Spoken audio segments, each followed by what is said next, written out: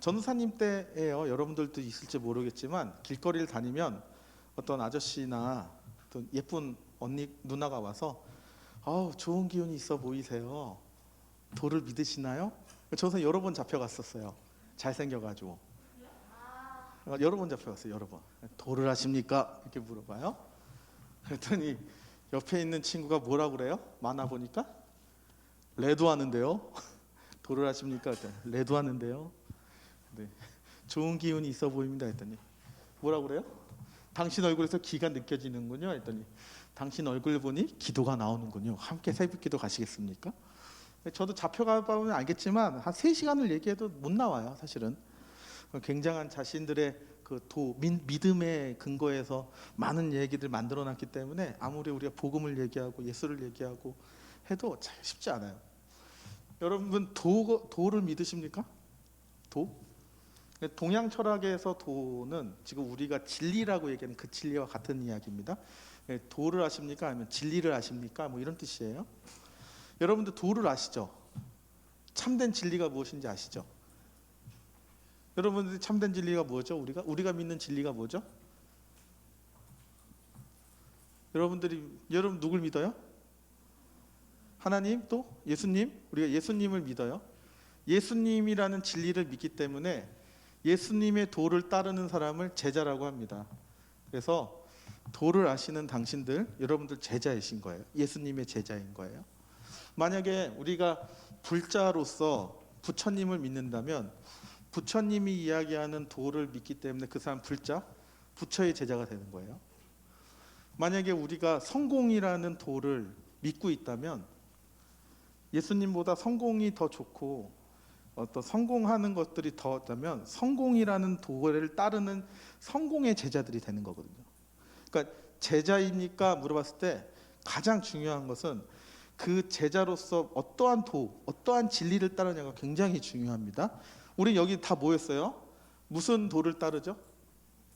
예수님의 도, 하나님의 말씀, 성경책을 믿어요. 그렇기 때문에 우리는 예수님의 제자, 성경의 주인, 성경이 이야기하고 있는 주 예수 그리스도, 그 예수 그리스도의 제자가 되는 겁니다. 오늘 이걸 이해하면 설교 반이 끝나요. 예수의 제자란 무엇인가요? 우리 지난주 마지막에 봤어요. 전사님 이제 영상을 뒤돌아봤는데 조금 어렵게 설명을 했더라고요. 우리 다시 한번 복습을 해보겠습니다. 예수님의 제자가 어떤 사람이에요? 첫 번째, 수고해야 돼요. 수고한 자는 예수님의 제자들의 자격이 있습니다.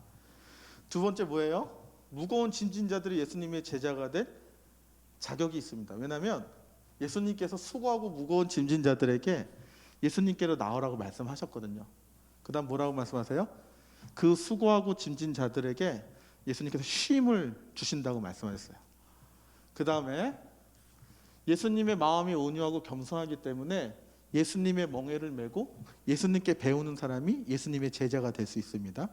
가장 결정적인 거, 예수님의 멍에가 쉽고 예수님의 짐이 가볍기 때문에 예수님의 멍에와 예수님의 짐, 예수의 십자가를 지고 가는 사람들은 예수님의 제자가 될 수 있습니다. 그래서 지난주에 기억하시겠지만 예수님의 그 십자가의 길을 설명하면서 제가 이 말씀을 드렸던 것 같아요. 예수님의 제자 중요합니다. 결국 예수님의 제자는 무엇입니까? 예수님의 그 십자가의 길을 예수님과 함께 따라가는 사람들, 예수님의 제자. 그 추상적이에요. 너무 어려워요. 우리 말씀을 통해서 좀 더 살펴보도록 할게요. 제자를 계속 보고 있어요. 제자를 보고 있는데 성경에서 말하는 제자를 우리가 조금 구분해 볼 필요가 있거든요. 왜냐하면 우리가 예수님을 믿는다고 하지만 여기서 예수님 본 사람이 있습니까? 예수님을 내가 두 눈으로 직접 봤다. 내가 예수님의 음성을 직접 들었다. 내가 예수님의 몸을 만져봤다. 없잖아요. 근데 어떻게 예수님을 믿습니까? 어떻게 믿습니까? 중요합니다. 그래서 첫 번째 우리가 살펴본 것은 예수님에게 제자가 있었다는 거예요.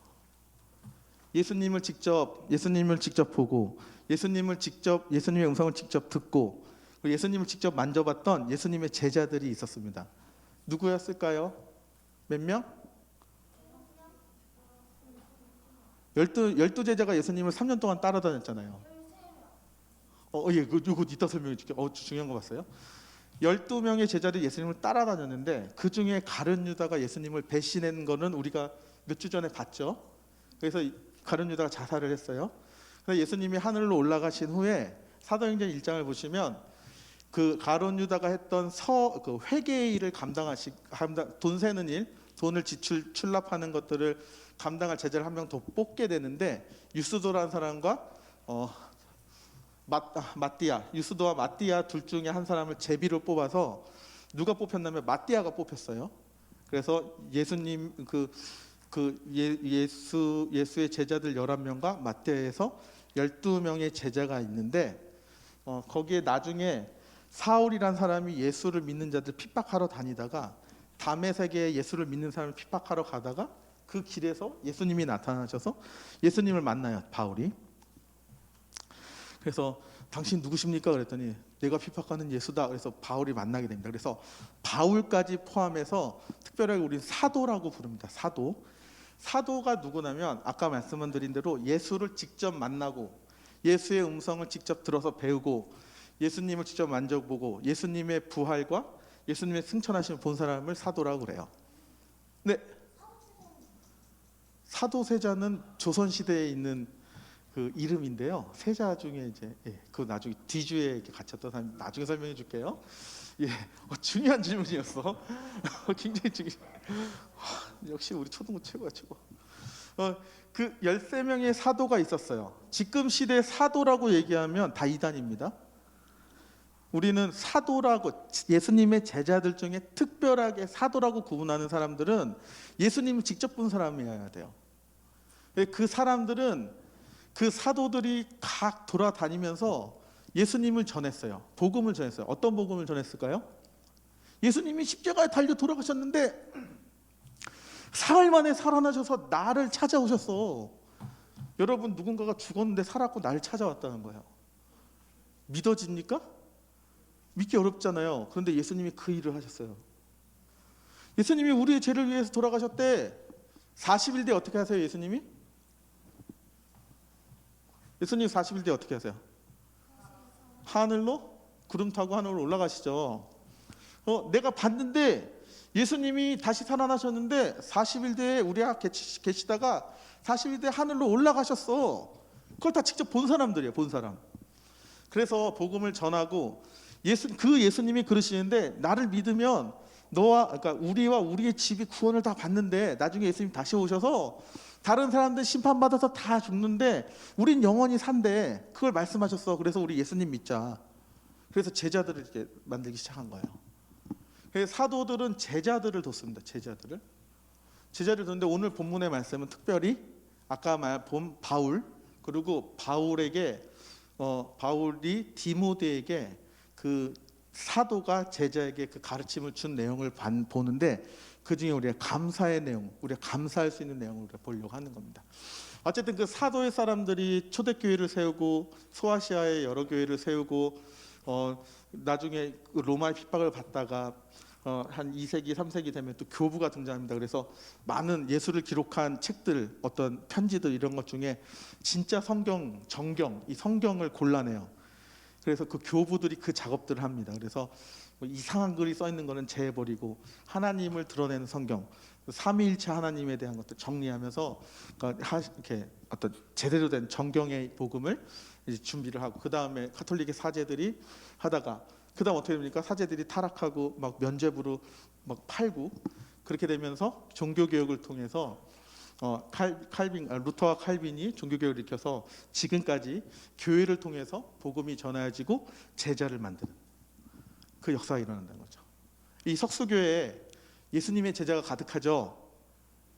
여러분들 이 안에 계시는데 여러분들이 예수님의 제자인 거 분명하시죠? 아멘. 성령 하나님께서 분명히 그 예수의 제자의 길로 이끌어 주실 걸 믿습니다. 지금은 교회가 제자를 세우는, 교회가 예수님의 제자를 세웁니다. 교회를 사랑하셔야 돼요. 그래서 석수교회 간식 먹으러 오는 데가 아니라는 거예요. 여러분들을 예수의 제자로 바꾸는, 우리 주일학교가 여러분들의 나이에 맞게 예수님의 제자로 교육하고 훈련하는 것이 교회. 오직 예수만이 드러나는. 아멘. 아멘. 그래서 바울과 디모데를 봐야 되는데 바울이 두 번 갇혀요. 한 번 갇히고 두 번 갇히고 두 번 갇힐 때 죽습니다. 다른 사도들은 다 십자가에 달려 죽는데 로마의 시민이었던 바울은 로마 시민들은 십자가에 달려서 죽을 수 없기 때문에 머리를 잘려서 죽습니다. 두 번째 잡혔을 때 잡는데 어쨌든 이 디모데전서를 기록할 때가 언제였냐면 로마에서 한번 잡혀서 로마의 집에 갇혀 있다가 감옥이 아닌 집에 갇혀 있다가 풀려나고 이제 한 바퀴를 돌아요. 돌고 저 니고볼리라는 저 지역에 있을 때 디모데전서를 쓰고 그래서 디모데가 에베소에 있는데 에베소 교회에서 교회를 잘 가르치고 교회 사람들 잘 가르치고 있었는데 저 니고볼리에서 에베소를 향해 편지를 쓴 거예요. 카톡이 없었잖아요 그때. 이메일이 없었잖아요. 종이도 없었어요. 심지어 파피루스라는 나뭇잎을 말려서 쓰는 그 종이에다가 편지를 써야 됐었던 거예요.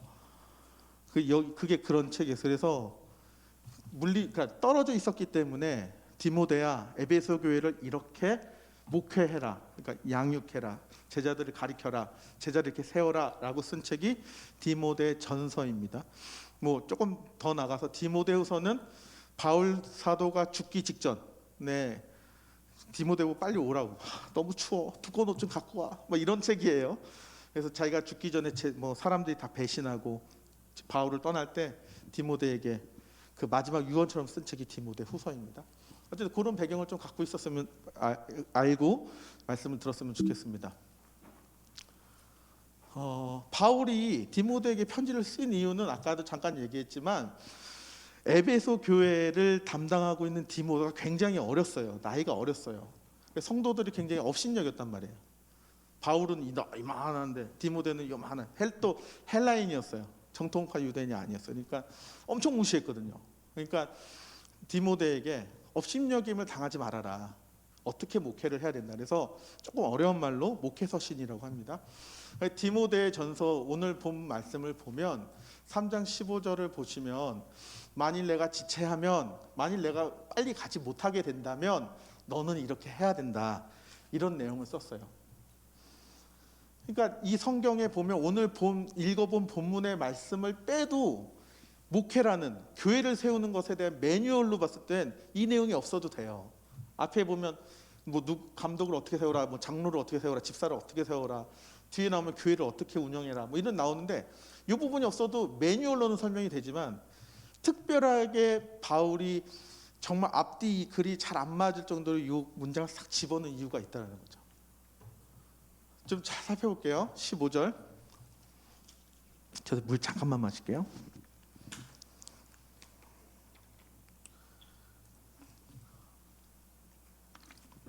14절 한번 읽어보겠습니다. 시작. 3장 14절 시작.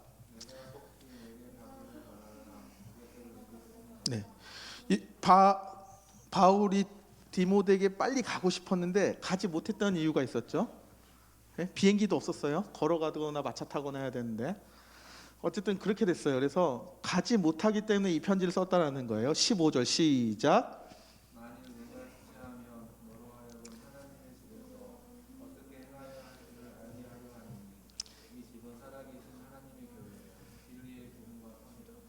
그러니까 만약에 내가 일찍 가지 못하게 된다면 하나님의 집에서, 그러니까 교회에서, 에베소 교회에서 디모데 너가 어떻게 해야 할지를 알려주기 위해서 이 편지를 썼다는 거예요. 그런데 그 에베소 교회 그 집이 어떤 집이냐고 읽어봅시다. 이 집은 시작. 이 집은 살아계신 하나님의 교회요 진리의 기둥과 터니라. 이거 우리 교회에 있어요. 혹시 아는 사람? 선생님들 빼고. 이게 우리 교회에 써 있어요. 어디 써 있는지 아세요? 이 말씀이 교회에 써 있어요. 교회 건물에. 본지어 있어요? 들어오는 길에 머릿돌 보면 이게 써 있어요. 우리 석수교회가 어떤 교회라고요? 한번 다시 읽어보겠습니다. 시작. 이 집은 진리의 기둥과 터니라. 살아계신 하나님의 교회라는 거예요. 에베소 교회가. 이 석수교회가 하나님의 살아계신 교회라는 거예요. 우리 믿음의 선배들이 저기 계시지만 이규장님과 임상기장님 세대 분들이 벽돌 14,400장을 가지고 이 교회를 졌는데 이 교회가 어떤 교회라고요? 살아계신 하나님의 교회라는 거예요. 에베소 교회나 여기나. 그다음 뭐예요? 진리의 기둥과 터니라. 이 석수교의 기둥에 뭐가 있다고요? 진리가 있다. 진리. 사람들이 돈을 모아서 진 건물이 아니라 이 교회의 기둥은 하나님의 말씀이 기준이 된다는 뜻이에요. 이 교회의 터가 어떤 터라고요? 이 진리의 말씀이 편만하게 퍼지는 이 교회의 땅을 밟는 자에게는 모두 다 진리의 터를 밟는, 진리의 말씀에 설 수 있는 교회라는 게 이 석수교회라는 거예요. 우리가 코로나 시대를 맞이해서 계속 마음이 아픈 게 뭐냐면 사람들이 교회에 대한 정의와 교회에 대한 생각이 너무 많이 바뀌었다는 거예요. 내가 교회를 가도 되고 안 가도 되는 문제 정도의 수준이 아니라, 내가 그냥 봉사하고 내가 하나의 덕을 쌓는 곳이 아니라는 거예요.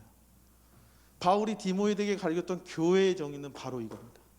우리 믿음, 석수교회 믿음의 선배들이, 우리 젊은 세대들이 가르치고자 했던 교회의 정체성은 헌금 많이 모아갖고 도와달라는 게 아니라 하나님이 여기 살아계시다는 거예요. 내가 살아계신 하나님 만났다는 거예요. 우리 선배들이 이 석수교회를 지면서 이곳에 예배드리면서 살아계신 하나님 만났다는 거예요. 그리고 너희들도 진리의 기둥에 붙들리고 진리의 터에 서 있으라는 거예요. 다음 세대들에게. 여러분들 주일학교 학생들 나이가 어린다고 이게 이해가 안 됩니까? 이해 안 된다고 생각되지 않아요? 그러니까 바울의 심정으로 내가 디모데인 여러분들에게 이 간곡히 부탁드립니다. 교회는 하나님의 살아계신 교회요, 진리의 기둥과 진리의 터가 세워진 곳이라는 것을 꼭 믿으시길 바랍니다. 아멘. 결국 바울이 디모데에게 얘기하고 싶었던 건 뭐였냐면 이 두 절을 합치면 이렇게 돼요. 간단히 정리하면 읽어보겠습니다. 시작. 살아계신 하나님 앞에서 말씀을 어떻게 행할 것인가. 그러니까 바울이 디모데에게 가르쳐주고 싶었던 건 뭐냐면, 디모데 너 에베소, 하나님의 살아계신 그 에베소 교회 앞에서 하나님이 주신 말씀을 어떻게 행동할 것인가, 이 편지를 보고 네가 알길 바란다, 이대로 행하길 바란다 라고 쓴 거예요. 그렇기 때문에 교회에서 가르쳐야 될 것이 무엇인지 디모데전서에 보면 정확하게 나옵니다. 16절 한번 읽어볼게요. 3장 16절 시작. 죄송합니다. 시작. 크고다 경건의 비밀이여 그렇지 않다느니 없도다. 그는 육신으로 나타난 바 되시고 영으로 의롭다 하심을 받으시고 천사들에게 보이시고 만국에서 전파되시고 세상에서 받은 바 되시고 영광 가운데서 올려지셨느니라. 이 누구세요? 예수님. 그렇죠. 교회가 가르쳐야 될 건 예수님이라는 거예요. 예수님을 알아가는 그 경건한 삶을 통해서 예수의 비밀을 알아가라 이거야. 그 큰 비밀을, 경건의 비밀을 알아가라는 겁니다. 이 경건의 비밀을 접하게 되고 경건의 비밀을 듣게 되면 그 예수님을 부인할 사람이 아무도 없다는 거예요. 왜냐하면 우리는 예수님, 하나님이 지은 창조물들이기 때문에 하나님의 복음을 듣고 예수의 소식을 듣게 되면 그 예수님을 거부할 수 있는 사람, 그렇지 않다 부정할 사람이 아무도 없다는 거예요. 그러고 나서 예수님에 대한 소개를 합니다. 예수님이 하나님의 아들이신데, 하나님이신데 그분이 육신으로 이 땅에 사람으로 내려오셨어요. 그리고 영으로 의롭다 하심을 받으셨어요. 예수님이 죽으시고 사흘 만에 살아나셔서 하늘나라에 올라가신 승천하신 일을 통해서 하나님께서 그의 아들 예수 그리스도를 의롭다 하셨어요. 의롭다. 하늘나라에서 의롭다 하심을 받으셨습니다. 야, 내 아들인데 얘가 죽기까지 순종했어. 내가 죽으라니까 이따 설명하겠지만 내가 죽으라고 했는데 얘가 죽었어. 그래서 이 땅의 모든 인류의 구원을 이뤘어. 의롭다. 예수 나의 아들 의롭다. 의롭다 말씀하셨어요. 그 다음 어떻게 하십니까? 이 모든 일을 하늘의 천사들이 봤다는 거예요.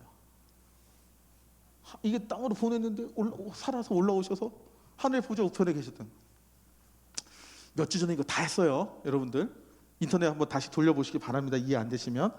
그랬더니 이 놀라운 사실이 이 땅에서 어땠습니까? 이 땅에서는 예수 그리스도가 전파됐어요. 예수 그리스도가 전하여졌어요. 그리고 그 전하여진 복음으로 인해서 사람들이 그 예수를 믿기 시작했어요. 예수님이라는 존재가. 그래서 결국 하나님께서 40일 만에 하늘로 올라가셨다. 이 세상의 그 사도들을 통해서 그 복음이 전해진 것들을 보시고 사도들에게 예수님이 나타나시고 예수님께서 성령을 약속하시고 하늘나라에 올라가시고 하나님 그 영광 가운데 거하셨고 성령을 받은 예수의 제자들이 복음을 전하기 시작했다는 거예요. 결국 예수 그리스도의 승천을 얘기하는 거예요. 저 경건의 비밀. 비밀이라는 건 모두 다 아는 걸 비밀이라고 얘기하지 않아요. 세상 사람이 교회를 이해해달라고 부탁할 필요가 없어요. 사실은 우리는 경건의 비밀을 가진 자들이기 때문에 세상이 이해할 수도 없고 감당할 수도 없는 믿음을 갖고 있는 자들이에요. 세상한테 인정받으려고 하지 않았으면 좋겠어요. 물론 우리가 무례해서는 안 되겠지만 우리가 믿는 믿음 자체를 세상이 평가하고 판단하고 비판한다고 해서 우리가 위축되거나 우리의 정체성을 버리면 안 된다는 거죠. 왜냐하면 우리는 경건의 놀라운 비밀을 갖고 있는 사람들이기 때문입니다. 아멘. 그 경건의 놀라운 비밀은 하나님의 아들이신 사람이 육신의 몸을 입고 오셔서 하늘나라로 다시 올라가셨다는 거예요. 이 올라가신 사실에 대한 것들을 사도들의 입을 통해서 사도들의 입을 통해서 제자들이 듣게 됐고 그 제자들이 성경을 기록하고 그 교부들이 말씀으로 이걸 정리를 해서 지금 교회를 통해서 하나님의 제자들이 세워지고 있는 놀라운 비밀, 그 경건의 비밀을 여러분 아시길 바랍니다. 그런데 바울이 디모데에게 이것을 이야기할 때 이게 좋은 것만 얘기하지 않았다는 거예요. 4장서부터 무슨 얘기를 하냐면 4장 1절 한번 읽어보실까요? 시작. 그러나 성령이 밝히 말씀하시기를 후일에 어떤 사람들이 믿음으로 해서 떠나 미혹하는 영과 귀신의 가르침을 따르리라 하셨으니, 바울이 이미 알고 있었다는 거예요. 복음이 전하여지는 것에 거짓 복음을 전하는 사람들이 일어난다는 것들을 바울서도 이미 얘기했다는 거예요. 믿음에서 떠난 자, 진리를 믿는 그 믿음이 아닌 다른 것들을 믿는, 내가 예수다. 예수님은 사람이 아니야. 예수님은 하나님이 아니야. 뭐 그런 엄청나게 싸우죠. 사실 지금 이단들 나오고 여러분들이 예수로 인한 교회로 인한 고민 모든 것 2세기 3세기 때 다 끝난 질문들이에요. 사실 역사를 보면 여러분들이 질문, 믿음에 대한 질문들 다 답이 끝난, 여러분 조금만 공부하시면 알 수 있는 내용들, 정확한 믿음의 기준이 세워졌던 시대. 근데 그 기준을 벗어난 들이 일어난다는 거예요. 그 다음에 그 기준이 벗어난 믿음을 가지고 사람들 따라다니면서 꼬신다는 거야. 미혹한다, 유혹하고, 야 네가 믿는 거 진짜 믿음 아니야. 성경의 믿음이 다 믿음이야? 아니야.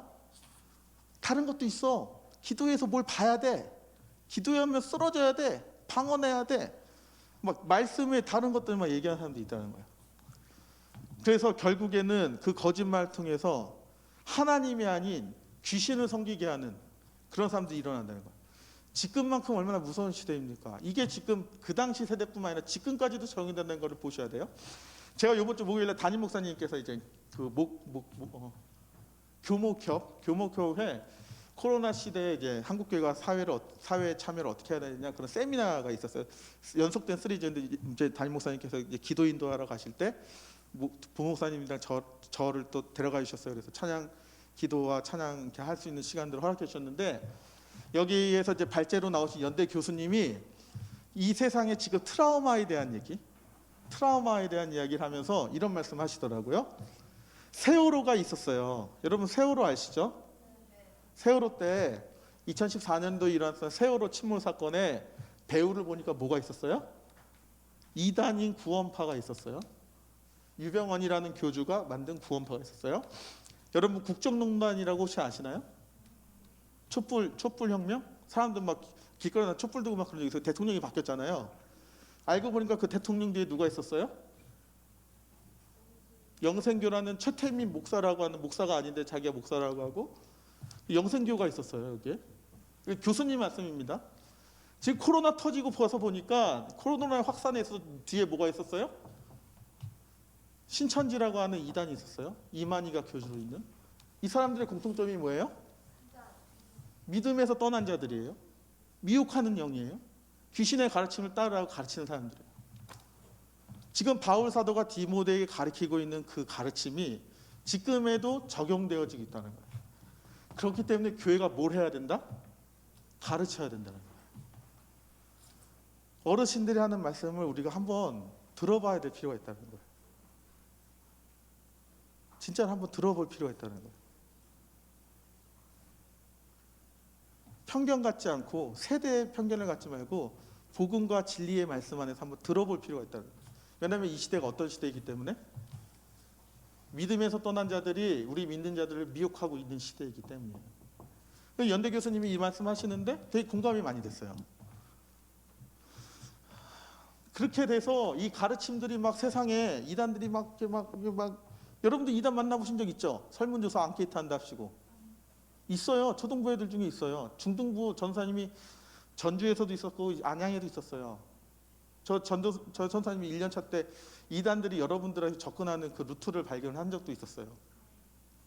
어쨌든 이단들이 많아지니까 여러분들 유튜브에서 보세요. 이게 지금 잘 안 보이겠지만 이렇게 진리가 흔들려 버리니까, 진리 믿음에 대한 것도 흔들리니까 잘 사는 거에 대한 기준이 바뀌어 버렸어요. 나 지금 잘 살고 있는데, 말씀 없어도 잘 살고 있는데 왜 날 건드려? 말씀으로? 나 건들지 마. 그러지 않나? 죄와 불순종에 대해서 심각한 찔림이 없는 거예요. 예배 한번 안 드려도 괜찮은 거야. 말씀 보고 말씀에 순종하지 않아도 괜찮은 거야. 왜냐면 나 먹고 사는데 상관없거든. 문제 없거든. 교회가 그 가르침에 대한 사명, 사역들을 하지 않다 보니까 쭉쭉쭉 이렇게 돼요. 그래서 결국 감사를 잃어버렸어요. 사람들이. 기준이 흔들리고 진리가 흔들려 버리니까 감사를 잃어버렸어요. 감사를 잃어버리니까 요즘 세대가 어때요? 나 혼자 살아요. 나 혼자 살아요? 나 혼자 산다의 프로그램을 보거나 요즘 관찰 예능이라는 것들 보면 대부분 뭘 얘기해요? 결혼하지 말아라. 애완견하고 살아도 큰 문제 없다. 너의 정서와 너의 외로움이 강아지가 대신해 줄 거다. 이걸 계속 가르쳐요. 대중매체에서. 그 다음 뭐예요? 먹지 말아라. 네 몸은 거룩한 모델이다. 너 재산 가치가 있다. 넌 예뻐야 된다. 넌 멋있어야 된다. 매력이 있어야 된다. 그래야 네가 좋은 직장 갈 수 있다. 그러니까 먹지 말아라 그래요.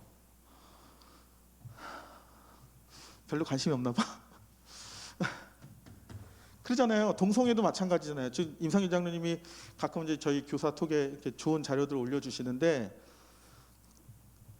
그렇잖아요. 결혼하지 말라고 하잖아요. 요즘에 이제 여러분들 결혼 대부분 안 해도 된다라고 얘기하지 않아요? 저 최근에 뉴스 하나 봤는데 40% 이상이 이제 결혼 안 해도 된다고 생각을 한대요. 20대 중에. 뭐 초등부에서 벌써 이걸 고민할 필요가 있냐라고 얘기하지만 여러분들 중에도 이미 그 영향을 받은 친구도 굉장히 많다고 봐요. 저는. 전사님이 결혼에 대해서 어떻게 얘기합니까? 결혼은 하나님의 가정이요. 거기에서 자녀를 낳으며 주님 오실 때까지 우리가 자녀를 낳아서 하나님이 다시 오신다는 사실을 그 가정 가운데 품어야 된다고요. 주님 다시 오실 때까지 우리는 애를 낳아야 돼요. 왜냐하면 주님 다시 오시니까. 우리 믿음의 가정을 세워야 되거든요. 그런 관점, 그런 진리의 관점에서 보는 것이 아니라 세상의 관점, 내가 멋있고 매력 있어야 되고 돈 있어야 되고 내가 인정받아야 되고 내가 중심이 되다 보니까 이 시대 전체가 감사를 잃어버렸다는 거예요. 이 추수감사주일에 감사를 생각할 때 반드시 짚고 넘어가야 될 바울 사도가 디모데에게 가르쳐줬던 이 가르침을 우리가 한번 뒤돌아볼 필요가 있다는 겁니다. 그래서 우리가 이걸 안 봤구나. 진리를 벗어난 가르침을 계속 듣다 보니까 사람들이 어떻게 돼요? 양심의 화인을 맞아요. 화인이 뭐냐면 불에 화상을 입어가지고 그 화상을 입게 되면 감각이 없어진대요. 느낌이 사라진다는 거예요. 그러니까 양심의 느낌이 없는 사람, 양심의 거리낌이 없는 사람. 내가 이거 버려도 관심이 뭐 문제가 없는 거예요. 내가 쓰레기 버렸는데 내가 필요해서 버린 건데 양심이 없는 거예요. 양심에 털도 안 나는 사람이 된다는 거예요. 그러니까 어떻게 해요? 감이 떨어져요. 양심에 대해서. 신앙의 찔림에 대해서 감이 없어져요. 그러니까 자꾸만 신앙생활을 저 오늘 교회 나왔어요. 저 오늘 순장 모임 했어요. 저 이거 양육 받았어요. 내용이 없는 거예요. 내용이. 겉만. 결국 마지막 어떻게 됩니까? 예배 안 드렸는데 오늘 이번 주 예배 드리셨나요? 인터넷 예배 드리셨나요? 네. 열어보면 40분 말씀 중에 3분 듣고 2분 듣고 저 사람 그거 다 보여요. 관리자니까. 평균 시청 3분. 접속률 50명, 60명, 70명 돼도 예배 안 드린다는 거예요. 그런데 예배 드렸다고 보는 거예요. 지금 이 시대가 그렇다는 겁니다. 넘겨주시. 이거 넘어간다. 그래서 이 시대에 양심의 화인 받고 양심의 감각이 무뎌지고 외식하고 거짓말하는 이 세대에 바울이 디모데에게 가르쳐준 진리의 말씀이 있다면 이 말씀입니다. 4장 어죠? 4장 4절 읽어보겠습니다. 4장 3절부터 읽겠습니다. 시작. 혼인을 금하고 어떤 음식을 먹지 말라 할 터이나 음식물은 하나님이 지으신 바니 믿는 자들과 진리를 아는 자들이 감사함으로 받을 것이니라. 4절 시작. 하나님께서 지으신 모든 것이 선함에 감사함으로 받으면 버릴 것이 없나니. 5절 시작. 하나님의 말씀과 기도로 거룩하여짐이라. 정리하면 하나님의 말씀과 하나님의 기도로 거룩하여지면 우리의 관점이 바뀌어서 이 땅의 모든 것이 하나님이 창조하셨다는 믿음이 생긴다는 거예요. 이 땅의 모든 것들이 창조되어짐을 믿게 되어지면 그 다음 어떻게 돼요? 모든 것들이 감사함으로 받을 수 있다는 거예요. 진리로부터 벗어나서 교회를 향해서 정죄하고 니네 이거 해야 돼, 이거 하지 말아야 돼, 진리에서 벗어난 그런 것들로부터 자유로워서 하나님이 원하시면 예배할 수 있는 거예요. 하나님이 원하신 대로 우리의 삶을 드리고 하나님이 원하신 대로 우리의 삶을 이끌림 당하고 하나님이 원하신 대로 우리를 빚어가고 이러한 시대를 갖는다는 거예요. 하나님으로부터 시선을 돌리는 것, 하나님으로부터 우리의 모든 시선이 바뀌는 것을 바울은 디모데에게 가르쳐주고 있습니다. 시간이 많이 없네요. 전사님이 다니엘 기도회 하면서 금요일 걸 여러분들 꼭 보시길 바라요. 색소폰을 연주하시는 분인데 오늘 2부 예배 너무 좋으셨죠? 2부 예배 들으신 선생님들 너무 좋죠? 전영민 집사님 보면 2부 생각나지 않습니까? 너무 좋았어요. 근데 전사님이 이걸 꼭 보라고 한 이유가 뭐냐면 이분이 간증의 내용 중에 그것은 고장이 난 것입니다 라고 얘기한 부분이 있어요. 그거 한번 볼게요. 예수님은 찬송을 받으실 분이라고 고백을 해요. 그러더니 왜 찬송을 받으실 만하냐? 그분이 하나님의 아들을 죽이셨거든요. 이분을 살리려고. 이분이 곧 나고 곧 여러분이고 우리를 살리려고 하나님의 아들을 죽이셨기 때문에 찬양받으실 만하다는 거예요. 그런데 하나님의 아들을 죽였다고 하는데 우리가 눈물이 없어요. 느낌이 없어요. 양심의 화인 맞은 자처럼 감각이 없어요. 그런데 외식하고 예배하고 있다고 우리가. 이분이 뭐라고 얘기하냐면 아들을 죽였다는 소식을 들었는데 우리가 아무 느낌이 없고 아무 감각이 없고 아무 감정이 없는 우리는 뭐냐고요? 고장난 거라고 얘기를 해요. 세상의 거짓된 메시지로 하나님의 진리의 하나님이 이 세상을 이처럼 사는 독생자를 주셨으니 그 말씀 있잖아요. 그 말씀이 우리한테 느낌이 없는 거예요. 줬는데 어쩌라고? 나 알바 가야 되는데. 줬는데 어쩌라고? 나 집 없는데. 이제 우리 시대에 이렇게 살고 있다는 거예요. 고장났다는 겁니다. 고장났다는 거.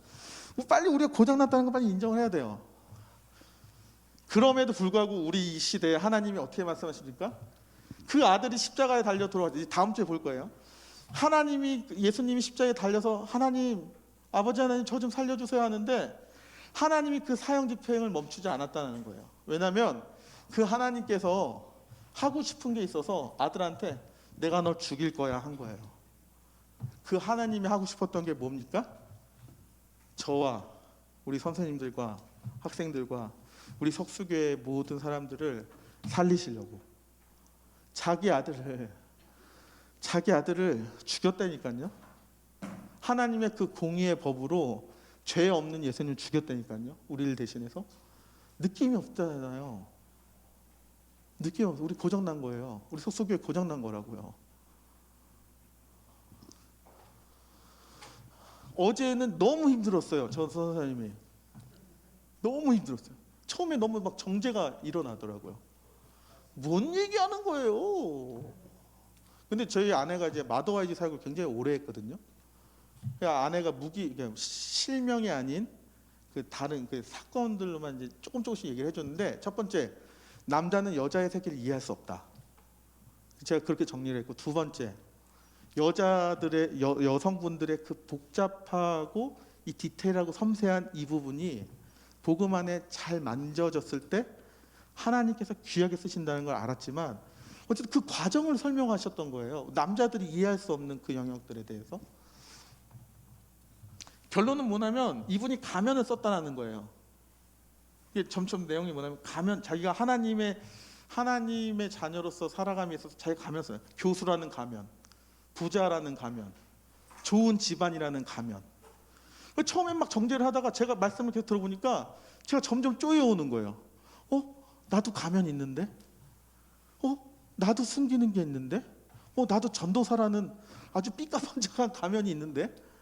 그러면서 막 그 정죄, 그 비판했던 저 교수님을 비판했던 그 시선이 나한테 오는 거예요. 계속. 너도 똑같아. 너도 그리스도의 보혈 없으면, 너도 그리스도의 은혜 없으면 똑같은 사람이야. 뭐 너무 막 집에 가서 아내하고 그것들 나누기 전까지 너무 힘들었어요. 결론 4절을 보겠습니다. 다시 4절을 보겠습니다. 시작. 하나님께서 지으신 모든 것이 선함에 감사함으로 받으면 버릴 것이 없나니 하나님의 말씀과 기도로 거룩하여짐이라. 복음이 그거라는 거예요. 저런 분, 우리 같은 사람 버릴 것이 없다는 거예요. 버릴 것 없이 하나님께서 우리를 살려주셨다는 거예요. 우리가 이 무감각함, 하나님의 아들이 하나님이 하나님 자신의 아들 죽인 거에 대해서 감각이 없어졌다면 우리가 가면을 벗어야 될 시대라는 거예요. 오늘 디모데전서가 얘기하는 대로 우리 학생들을 바라보면서 제가 전도사의 가면으로 여러분들을 가르쳤다면 이 가면을 벗지 않으면 하나님의 역사가 일어나지 않는다는 거예요. 우리 교사들이 교사라는 가면을 벗지 않으면 아이들을 키울 때 하나님의 그 말씀의 진리의 기둥과 진리의 터에 아이들을 인도할 수 없다는 것. 더 나아가 석수교회가 와르르 할 수 있다는 거예요. 우리가 가면을 벗지 않으면. 쉬운 것 같지만 굉장히 어려운 문제이며 어려운 문제지만 굉장히 쉬운 문제라고 생각합니다. 우리 2021년도를 어떻게 기대할지 모르겠지만 2021년도가 그 감사함으로 하나님이 자기의 자식을 죽여서 우리를 구원해 주시는 그 감사함으로 하나님의 말씀과 기도로 거룩하여지기를 소망합니다. 아멘. 저 개그맨 만들지 마세요. 전도사는 웃겨야 돼요. 애들과 재밌게 놀아야 돼요. 토요일날 재밌지. 토요일날 재밌잖아. 저 되게 웃겨요. 근데 저를 개그맨 만들지 말아주세요. 말씀과 기도로 충만하는 우리들 되어지길 원합니다. 웃기고 재밌는 건 2차 문제예요. 일단 하나님의 말씀에 서야 되고 하나님의 기도로 하나 되어야 합니다. 2021년도 우리가 어떤 상황과 환경 가운데든지 하나님의 말씀과 기도로 세워지기를 간절히 소망합니다. 아멘. 시간이 없어요. 이거 빨리 할게요. 우리 초등부 망령되고 허탄한 신화를 버립시다. 주일학교에서 초등부 제일 많이 모여요. 제일 실력 있는 교사들이 오는 곳이에요. 이 주일학교, 석수교회 주일학교에 소망하면 초등부예요. 이 망령된 허탄한 신화를 버립시다. 이 우리의 초등부라는 가면을 버리고 우리가 진짜 하나님 앞에 대면하는 그 일에 우리를 연단해 나아갔으면 좋겠습니다. 육체 연단, 뭐 헬스 가서 일하는 거 뭐 잠깐 유익이 있겠지만, 살 빠지는 거 잠깐 유익이 있겠지만, 우리 경건의 비밀을 알아가는 그 훈련에 있어서는 모든 일에 우리가 유익할 수 있습니다. 말씀에 기초해서 쓴 거예요. 우리가 그 놀라운 비밀, 그 경건의 놀라운 비밀을 향해 나아갈 때 현재와 미래에 하나님의 약속이 있다는 것. 그 약속이 무엇이냐면 아들을 버리셔서 하나님 자신의 아들을 버리셔서 우리를 구원해 주시는 구주가 되셨다는 놀라운 사실. 이 사실, 진리의 말씀. 정말 내년 한 해는 이거 하나에 좀 목숨을 걸고, 우리 담임 목사님이 계속 강조하시는 것처럼 본질로 돌아가서 이 그리스도의 그 구주의 되심에 대한 두세 사람이 모이는 곳에 하나님이 드러나고 예수님이 드러나는 그런 2021년도 됐으면 좋겠어요. 코로나 걱정 이제 그만하시고 두세 사람이 모일 때마다 우리를 구원하신 구주 예수 그리스도를 자랑하는 우리를 되어주시길 바랍니다. 이 경건의 비밀을 위해서는, 승천을 위해서는 부활을 위해서는 예수님의 죽음이 필요해요. 우리 이거 다음 주에 볼 거예요. 예수님의 죽음이 어떤 건지. 그 단순히 예수님 죽었대, 올 거다, 이거 아니에요. 엄청난 의미가 있어요. 이걸 다음 주에 보겠습니다. 하나만 더 연단해야 되는데, 우리 이거 넘어갑시다. 오케이. 지금 시간이 이것까지 다음 주에 얘기할게요. 우리가 진정으로 감사해야 될 거 뭘까요? 우리가 여태껏 이런 과일을 가져왔어요. 1년 동안 하나님 우리를 먹여주셨습니다. 하나님 우리 지켜주셨습니다. 올해 이게 없었어요. 우리 없어요. 뭐 코로나 때문이기도 하지만 전도사님이 정말로 강조하고 싶은 거는 그 메이플라워 미국으로 건너가서 인디언들과 했다는 그 축제의 감사도 중요해요. 우리의 삶에 이 원수와 화해하고 함께 풍요로운 삶을 사는 것도 중요하지만 우리의 감사의 시선을 좀 옮겨서 그리스도의 죽음 후의 감사함으로 나아갔으면 좋겠다는 거예요. 예수님이 날 위해 돌아가셨다는 그 감사. 예수님이 날 위해 죽었는데 그게 나하고 아무런 상관이 없는 것이 아니라 내 인생의 모든 것들을 걸 만큼 감사한 일이 이 일이구나 라는 걸 묵상할 수 있는 이 추수감사의 감사의 방향이 나의 풍요로운 삶이 아닌 예수 그리스도의 십자가로, 예수 그리스도의 그 찢겨 돌아가심의 죽으심으로 우리 시선이 바뀌어져서 예수님께 감사했으면 좋겠습니다. 그래서 오늘 간식을 이렇게 준비했어요. 떡을 준비했어요. 그리고 어제 총무지사님께 죄송하지만 급하게 전화드려서 포도주스를 준비했어요. 이게 성찬이나 애찬을 의미하지는 않습니다. 절대 오해하시면 안 돼요. 하지만 간식을 받아서 떡을 먹을 때 우리 그 성찬 때 배웠던 것처럼 이 떡을 씹으면서 예수님의 살에 찢기심을 한번 생각해 보셨으면 좋겠어요. 저 포도주스를 마시면서 예수님이 나에서 피를 흘려주셨지? 한번 생각해 보셨으면 좋겠어요. 그래서 여러분들이 짧게는 3년, 길게는 5년 뒤에 이제 학습과 세례를 받고 진짜 교회 내 성찬을 올해 우리 교회 성찬이 없었잖아요. 마음 아프잖아요, 사실. 성찬을 여러분들이 감당할 시간이 되었을 때 오늘 씹었던 떡과 오늘 마셨던 포도주스를 한번 생각해 보셨으면 좋겠어요. 오케이? 다시 한번 말합니다. 이게 성찬은 아니에요. 애찬은 아닙니다. 하지만 우리가 예수님이 십자가에 달려 돌아가신 것을 생각하시면서 이게 나에게 감사한 일이었지, 이게 나에게 감사의 첫 번째 기도 제목이지 생각하시면서 우리가 떡을 먹고 음료수를 마셨으면 좋겠습니다. 아멘. 네.